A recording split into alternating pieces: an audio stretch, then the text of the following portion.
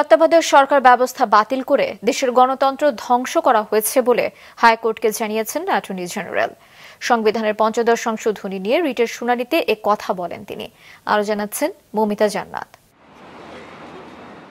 তত্ত্বাবধায়ক সরকার ব্যবস্থা বাতিল, শেখ মুজিবুর রহমানকে জাতির পিতার স্বীকৃতি, সংবিধানের মৌলিক বিষয়গুলোকে অসংশোধনযোগ্য করা সহ বিভিন্ন বিষয় সংযোজন করে 2011 সালে জাতীয় সংসদে পাশ করা হয় সংবিধানের 15তম সংশোধনী।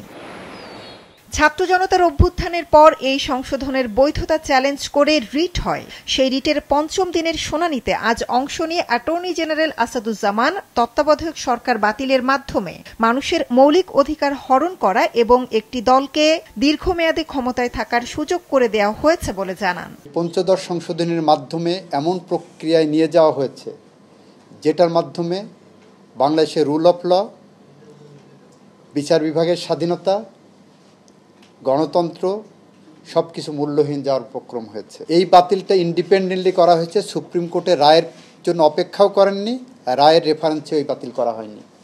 সুতরাং ইন্ডিপেন্ডেন্টলি পঞ্চদশ সংশোধনীর মাধ্যমে তত্ত্বাবধায়ক ব্যবস্থা বিলোপ করা, এটা বাংলাদেশের মানুষের এবং সংবিধানের বুকে কুঠারাঘাত করা হয়েছে।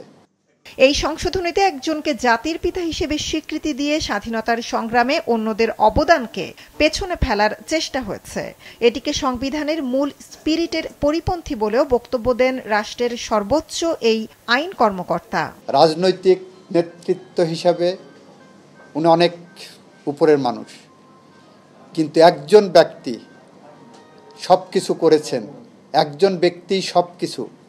This is not the concept of our preamble of the constitution. সংবিধানের প্রিএম্বলে বলা হচ্ছে we the people of Bangladesh.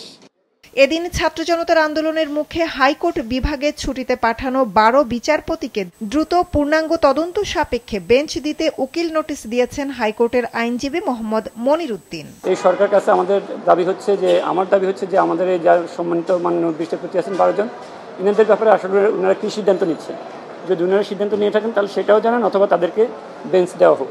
এইটাই ছিল আমরা আজকের লিগ্যাল নোটিশের মূল প্রতিপাদ্য। এছাড়া বিদ্যুৎ নিয়ে ভারতীয় কোম্পানি আদানির সঙ্গে হওয়া চুক্তি দেশের স্বার্থ বিরোধী উল্লেখ করে তা বাতিল চেয়ে হাইকোর্টে রিট করেছেন সুপ্রিম কোর্টের আরেক আইনজীবী ব্যারিস্টার এম আব্দুল কাইয়ুম। মৌমিতা জান্নাত, মাছরাঙা সংবাদ, ঢাকা।